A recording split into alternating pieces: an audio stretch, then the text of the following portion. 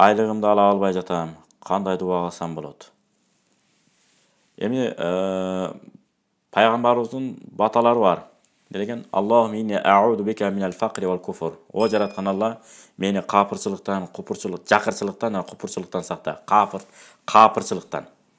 Бул жокчулук барып капырчылыкка апарып коюшу мүмкүн деген Кудай сактасын, ал жаман нерсе.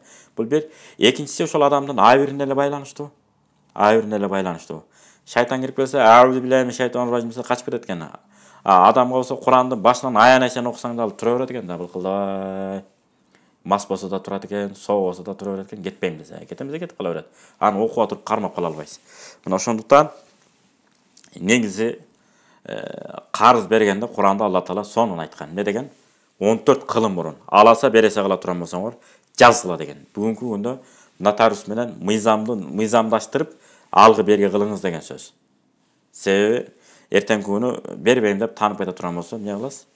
Сот жакка өткөрүп коесуз, акырын өндүрүп аласыз ошол аркылуу.